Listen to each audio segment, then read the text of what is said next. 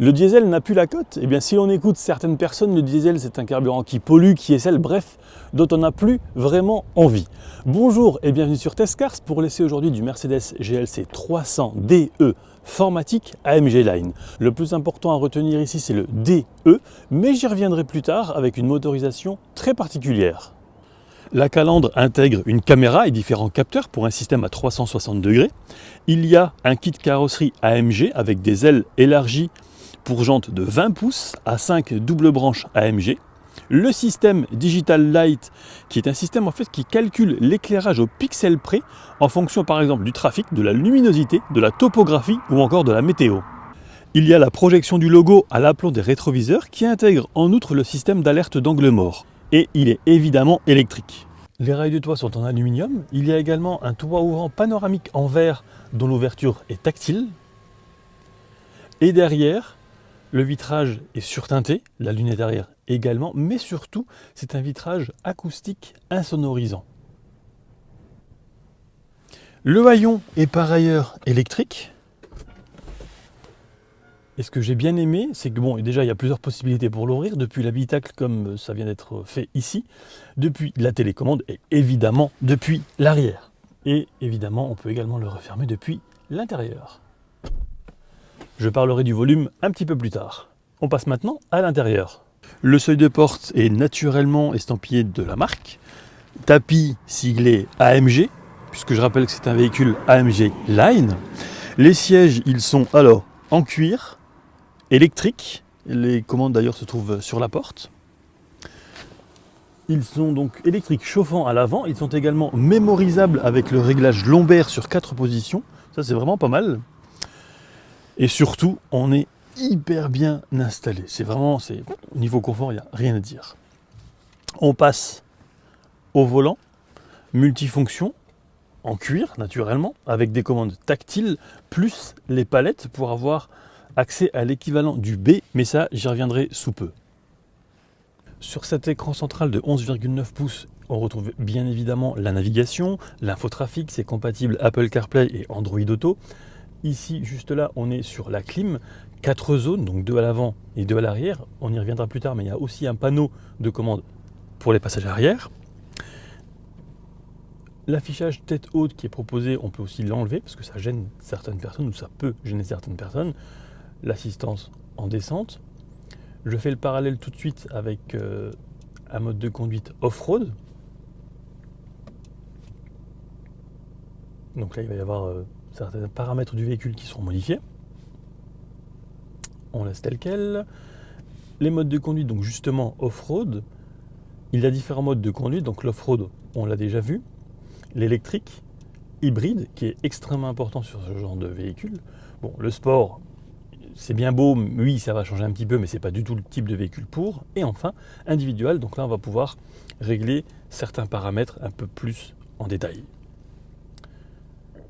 À côté, on retrouve le système de caméra à 360 degrés, donc à l'avant, à l'arrière. Mais ce qui est aussi et surtout très pratique, je trouve, c'est lorsque l'on fait des manœuvres avec la ligne de guidage ou encore pour affiner le parking ou sa façon de se garer. C'est vraiment bien fait.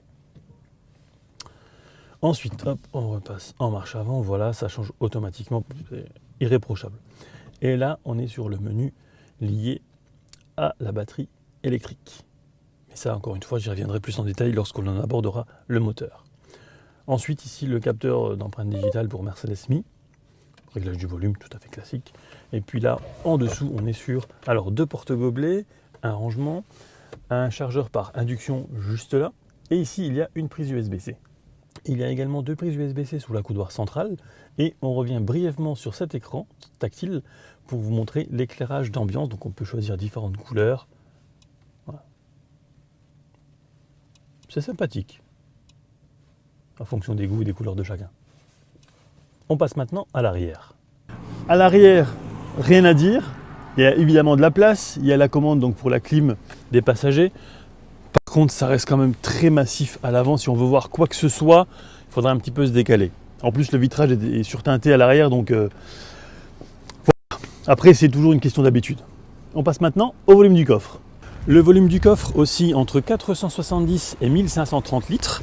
Et en dessous, on peut aussi mettre une attache remorque. Ça sera 750 kg en remorque non freinée et jusqu'à 2 tonnes en remorque freinée. Et maintenant, on passe au plus important sur ce modèle, le moteur. Le moteur de ce GLC est un 2 litres diesel 4 cylindres de 197 chevaux, avec aussi une partie électrique qui développe 136 chevaux, associée à une boîte automatique à 9 rapports. Ce vrai 4x4 réalise le 0 à 100 en 6 secondes 4, mais le plus important, c'est qu'avec 120 km en tout électrique et un réservoir de 49 litres, eh bien vous pouvez faire environ 1000 km avec un plein et une recharge. Avec le câble de 8 mètres fourni, comptez 2h30 de charge sur une borne 11 kWh et 18h30 à domicile sur une prise 230 ou encore 20 minutes sur ce qu'on pourrait appeler un supercharger pour charger le véhicule de 10 à 80%. Il y a aussi une prise de charge pour les véhicules plug-in hybrides et électriques. C'est une option à 605 € pour aller jusqu'à 60 kW. Concrètement, cela donne 1,6 litre au 100 sur les 116 premiers kilomètres et 4,7 litres sur un total de 304 km. Et vous verrez aussi affiché en bas de votre écran la consommation totale au moment où je rends le véhicule. Les palettes permettent d'optimiser cette consommation à la manière du mode B pour brake chez d'autres constructeurs. Donc il y a le D- quand on veut vraiment optimiser cette consommation, le D normal, le D+, donc là on aura moins de frein moteur, et lorsqu'on roule, il y a aussi le D automatique, donc là c'est le véhicule qui va gérer tout seul. Maintenant je vous propose de passer aux équipements de sécurité. Au niveau équipement de sécurité, il y a notamment le centrage dans la voie avec le régulateur de vitesse adaptatif et le volant vibre aussi si vous roulez sur les lignes blanches. Tout s'active de façon tactile, c'est intuitif et très bien pensé. Couplé à la lecture des panneaux, le GLC anticipe et ralentit ou accélère sans intervention de ma part. C'est bien pensé, mais encore perfectible lorsque par exemple la vitesse max diminue, mais uniquement pour les véhicules disposant d'une remorque par exemple. Le véhicule ne fait pas encore la différence, donc il faut encore affiner cette lecture de la signalisation. Autre élément de sécurité, j'étais en ville dans une rue qui tournait avec un véhicule mal garé sur le bas-côté. Ma vitesse, je dirais que c'était environ 20 km/h. C'était étroit, mais ça passait sans souci. Eh bien, le véhicule, en fait, il en a décidé autrement. Il a activé le freinage d'urgence. La sensation, pas des plus agréables. J'avais déjà eu une alerte quelques jours avant sur une longue ligne droite, au bout de laquelle un véhicule attendait à un stop de façon perpendiculaire. J'avais pu anticiper en fait en reprenant la main car le régulateur de vitesse était activé. Le confort est royal, les 2280 kg ne se sentent pas au volant grâce notamment à une direction très douce. Les dodanes sont effacées, l'amortissement fait un travail remarquable. Le dos du conducteur est choyé, tout comme celui du passager avant, grâce à d'innombrables réglages, notamment lombaires. Évoluer en ville demandera peut-être une adaptation pour certains, mais les capteurs et les caméras sont là pour faciliter vos trajets. La qualité perçue à l'intérieur est à mon sens irréprochable. Les commandes tombent naturellement sous la main. Il y a de l'espace, tant à l'avant qu'à l'arrière. Seul le coffre est naturellement amputé de 150 litres par rapport à sa version purement essence pour y loger la batterie. Alors est-ce que c'est vraiment un problème? Ceux qui veulent consommer moins seront-ils prêts à sacrifier cet espace?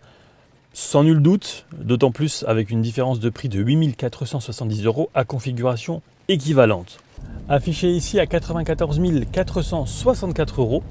Je tiens à remercier Bastien et Maggie pour la mise à disposition du véhicule de chez Mercedes Belux.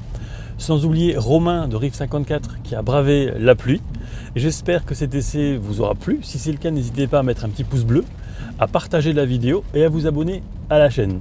Quant à moi, je vous dis à très vite pour de prochaines aventures automobiles. Ciao!